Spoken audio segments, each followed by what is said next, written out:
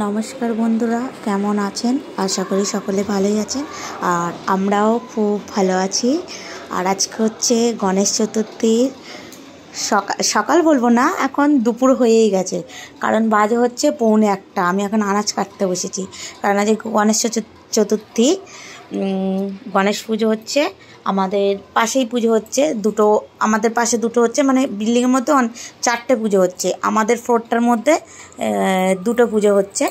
আর মানে পুজো দিয়ে এলাম, ঘরের ঠাকুরকে পুজো দিলাম, তারপরে পুজো দিয়ে এলাম, দিয়ে এসে আর ওখানে ধূপ বাতি জেলে দিয়ে এলাম। আর আপনাদের দাদা গিয়ে ফুলমালা আরে লাগিয়ে দিল, আমি ফুলমালা আরে লাগাইনি, ওই লাগিয়ে দিয়ে এসছে। আর এসে আমি একটু বসেছিলাম, তবে আপনাদের দাদা বললে একটু পরে রান্না হবে, কোনো এক তরকারি ভাত হবে, কতক্ষণ যাবে বলে বাজার নিয়ে এসছে সকালবেলা। আর এই যে আনাজ কেটেছি, আনাজ বলতে ফুলকপি, মটরশুঁটি আর ক্যাপসিকাম আর হচ্ছে পনির। আজকে হচ্ছে পনির দিয়ে একটা নিরামিষ ভাজি হবে আর ভাত হবে, আর কিছু হবে না, কারণ নিরামিষ যেহেতু আজ গণেশ চতুর্থীতে এখানে সব নিরামিষই খায়।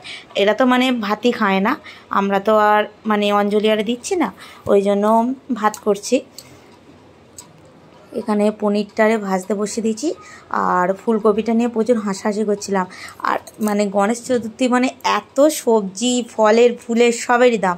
কারণ আমাদের দেশে যেমন মানে পশ্চিমবাংলায় যেমন কীরকম দুর্গা পুজোর সময় সব কিছুর দাম বেশি থাকে, আর এখানে গণেশ পুজো মানে তো মুম্বাইতে সব কিছুর দাম বেড়ে গেছে। এই কটা দিন এখন বেশিই থাকবে, এখন 10-12 দিন বেশিই থাকবে। ওই জন্য ওইটুখানি ফুলকপি, মানে গোটা ফুলকপি একটা নিয়েছিল, নিয়ে আবার দুজনটা হাফ করে নিয়েছি। আমার দেওয়ার আধখানা নিয়ে গেছে, আর আপনাদের দাদাভাই আধখানা নিয়েছে। ওই একটুখানি কপি 70 টাকা দাম নিয়েছে, তাই ওরা নিয়েই চায় যে ফুলকপি খাবে পনির। আছি নাই বা নিতে কী আছে, পনির দিয়ে আর মটরশুঁটি দিয়ে আলু দিয়ে করতাম। বলছে না, সবই সবজির দাম বেশি বলে নিয়ে এসেছে। যাই হোক, নিয়েছে আশা করি। আর তবে একটু দামের জিনিস টেস্টটাই আলাদা হয়, আর কমা দামি জিনিস হলে টেস্ট লাগে না, ওই জন্য আজকে নিয়ে এসেছে, নাহলে এমনি এত দাম যায় না। তবে কপিগুলো ভালো ছিল, সুন্দর ছিল কপিটা বলে নিয়ে এসেছে। নিয়ে এসে আর সব রকম মিক্সড করে তরকারি করছে। আর মিক্স তরকারি মানে একটু ভালোই লাগে সত্যি কথা বলতে। আমি তো মাঝে মাঝে মিক্স ভাজি করি, পনির দিয়ে না, এমনি যা রকম সবজি থাকবে সব রকম দিয়ে এক একদিন মানে ছেঁচড়া করিতে এত সুন্দর খেতে লাগে, আমার ব্যাপক লাগে। আর এইসব নিয়ে এসছে, নাহলে নিরামিষ ভাজি কী করবে, সেই মুগের ডাল, আলু ভাজা, এই ওই, তার থেকে বেটার এই একটা তরকারি করবো, ভাত খেয়ে নেবো। বলছে আজকে হচ্ছে এখানে স্টাইলের ভাজিটা বানাও, এখানে স্টাইলের ভাজি বলে তাই বানাচ্ছি। আর আমি তো মানে মশলাটা বাটছিলাম, ঠিক আছে,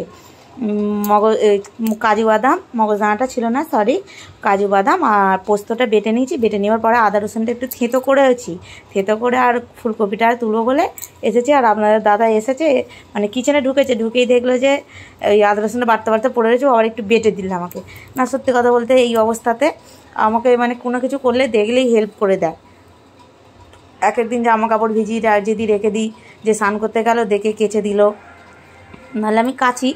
আর হালকা ফুলকি হলেও না কাচি, ভারীগুলো ওকে দিয়েই কাচাই, আমি কাচি না ভারীগুলো, কারণ এই সময় ভারী কাজটা না করাই ভালো না।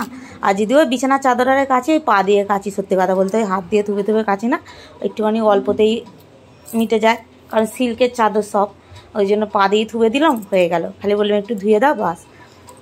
আর বলে একদিকে ভাত বসিয়ে দিয়েছি, আর একদিকে তরকারিগুলো, সবজিগুলো সব ভালো করে ভাজাভাজি করছি, আলাদা করে ভেজে নিচ্ছি। না, সব সবজিগুলো আলাদা ভাজতে হবে।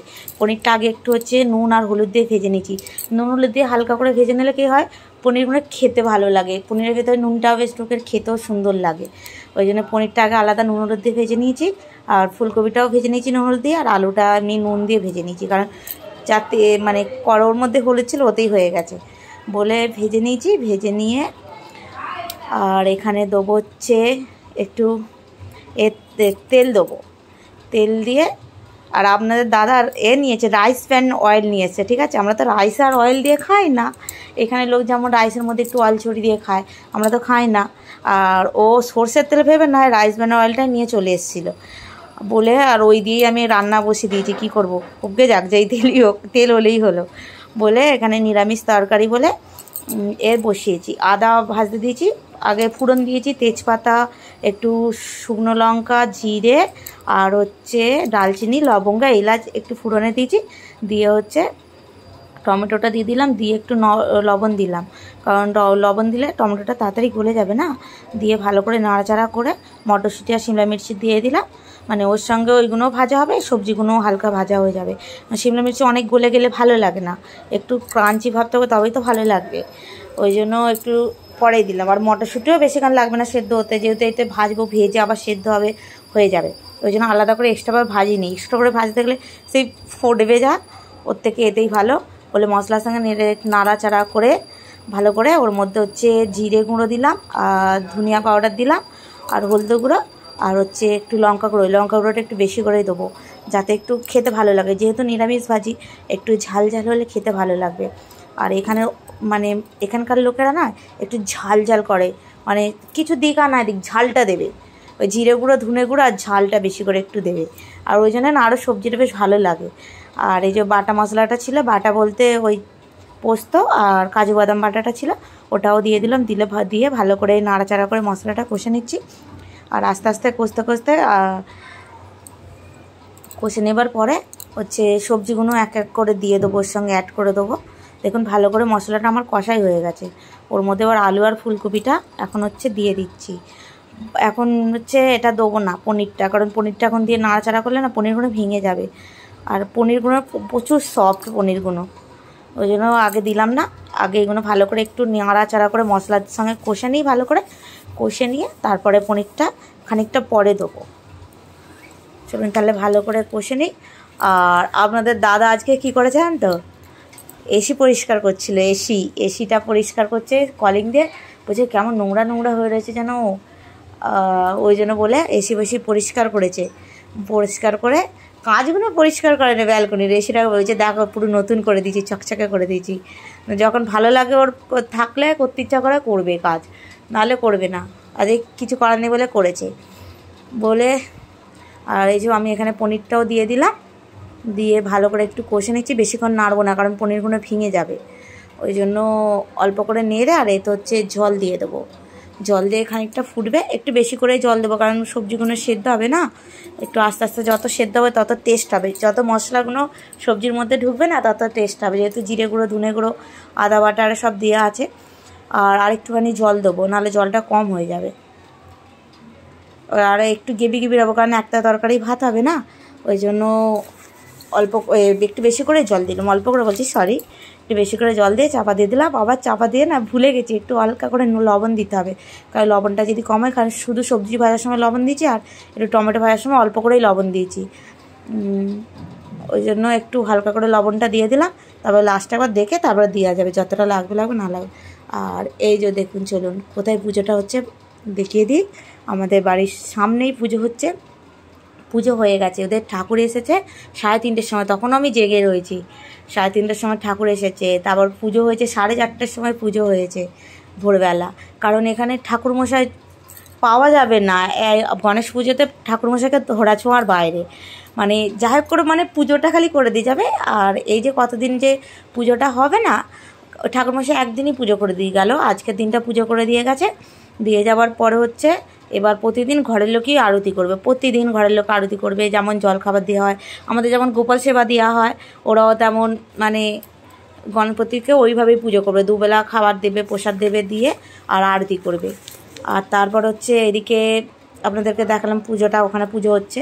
আর ওইদিকেও একটা পুজো হচ্ছে, ঠাকুরেই নিয়ে এলো, কারণ তখন রান্না করছিলাম বলে দেখাতে পারলাম না। আর এই যে একটা ডাব নিয়ে এসেছে, ঠিক আছে, নিচে থেকে ডাবটা নিয়ে এসেছে, এমনভাবে মানে মুখটা কেটেছে না, পাইপটা যে জলটা টানছি তো পাইপটা পুরো আটকে যাচ্ছে, পাইপটা থেকে জলটা উঠছে না। আর আমাদের দাদা বলছে পারফেক্ট পুরো কেটে দিয়েছি, বেশি কেউ জল খেতেই পারবে না বলছে, এরকম করে বলছে। আমি ঠিক আছে দাঁড়াও, তোমাকে যখন দেবো তুমি বুঝতে পারবে।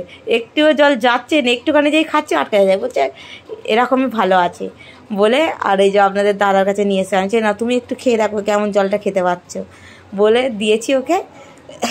দেখবেন একটুখানি খেয়েই বাস বুঝতে পেরেছে এবার কারণটা। আরে পাইপটা টানছে আটকে যাচ্ছে, তার যাচ্ছে না বলে আবার এই যে কাটছে ডাবটা, কেটে দেওয়ার পরে জলটা চলুন তাহলে খেয়ে নিই। খেয়ে নেওয়ার পরে এই যে আপনাদের দাদা বলছে নারকেলটা ডাবটা ফেলবে না, ওর ভেতরে শাঁস আছে, হালকা শাঁস আছে বলেছে আমাকে, বলে কাটতে বসেছে ডাবটাকে, ডাবটার মধ্যে শাঁস আছে বলে। আচ্ছা ঠিক আছে তাহলে শাঁস আছে কেটে ফেলো, কেটে তুমি আর বাবু খেয়ে নাও, আমি তো খাবো না। বলে দেখছে এই যে একটু শ্বাস হয়নি, মানে এমনি যেমন নর্মাল ডাব, কচি ডাব, হেভি ডাবগুলো মানে খেতে ছিল, মিষ্টি ছিল। আর এখানে ডাবের দাম এত বেড়ে গেছে কি বলবো, 70 টাকা করে ডাব হয়ে গেছে। আর বলে ডাব নিয়ে এসেছিলো, ডাবটা খাওয়ালোর পরে দেখো তরকারিটা দেখুন কীরকম হচ্ছে। ফোনেতে বলে নাকি জানি না, কিন্তু এমনি রিয়েল যে কালারটা লাগছে, এত সুন্দর কালারটা লাগছে, ব্যাপক লাগছে। ফোনেতে একটু ইয়েলো ভাব এসছে, কিন্তু একটু রেড ভাব লাগছে ওতে রিয়েলে। আর এই যে দিলাম হচ্ছে শাহী পনির মশলা দিলাম, আর এর মধ্যে দেবো হচ্ছে বাটারটা দিলে একটা খুশবুটাই আলাদা আসবে না, ওই জন্য লাস্টে বাটারটা দিচ্ছি। মশলাটা আর বাটারটা দিয়ে আর একটু ফোটাবো, ওটা মানে বাটারটা দিয়ে চাপা দিয়ে এখন রেখে দেবো। রেখে দিয়ে আস্তে আস্তে ফুটবে, আর একটু ফুটে গেলে তারপরে অফ করবো। এতটা ঝোল রাখবো না, আর একটু ঝোলটা মারবো, এতটা ঝোল রাখলে টেস্ট লাগবে না আবার। আর একটু বাটারটাও ফুটবে, যত সব সবজির মধ্যে বাটারের মানে এটাও ঢুকে যাবে, টেস্টটা ভালো লাগবে পনিরে। আর এই পনিরের তরকারিতে একটু বাটার দিলে নয়, টেস্টটা আলাদাই হয়ে যায় সত্যি কথা বলতে। আর এই যে সব পনিরটা দিয়ে দিয়েছি। আমার ঘরের বাটারটা শেষ হয়ে গেছিলো, যদিও বা অল্প রয়েছে, সেটা সেই ঠেকাঠেকি হয়ে গেছে পেঁয়াজের সঙ্গে, ওই জন্য ওইটা আর করে নিলাম না। আমি আপনাদের দাদাকে বললাম নিয়ে আসো যাও একটা, বলে একটা ছোটো দিকেই নিয়ে আসতে ওতে দিয়ে দিয়েছি। আর তরকারিটা দেখুন কত সুন্দর, আর পনিরগুলো দেখুন কত সুন্দর সফট হয়েছে। আমার সত্যি এখানে পনিরগুলো বেশ খেতে ভালো লাগে, কিন্তু আমাদের ওই দিকটা না দেশেতে কিন্তু পনিরগুলো খেতে ভালো লাগে না, কেমন হার্ড গোছের লাগে, মানে পনিরটা অতটা পাওয়া যায় না, তো কোথায় বাড়ি দেখতে হবে, তো ওই জন্য পাওয়া যায় না। আর এই যে রান্নাবান্না হয়ে গেছে, এখন বাজে হচ্ছে কটা বাজে জানেন তো, 2:30 বাজে। আমরা হচ্ছে খেতে বসেছি, রান্নাবান্না করে একটু বসেছিলাম, বসে থাকার পরে আর এই যে খেতে বসে সৌমদীপ এই যে ড্রয়িং করছিল, পেন্সিল দিয়ে ড্রয়িং করে না, শুধু ওয়াটার কালার দিয়ে ড্রয়িং কালার দিয়েই করেছে। বলে খাবার বেড়েছি, ওদেরকে বলছি চলে আসো খেয়ে নেবে আসো।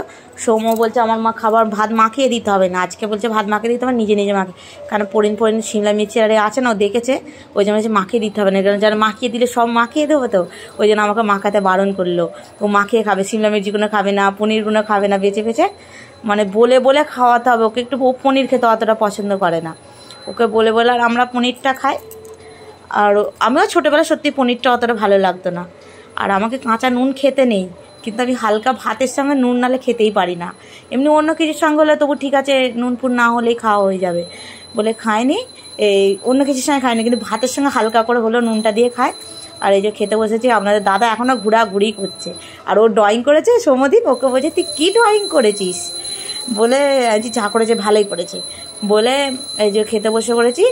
আর পনিরের গন্ধটা আগে, বাটারের গন্ধটা শুকে নিল, কিরম লাগছে, বেশ সেন্টটা সুন্দর লাগছে।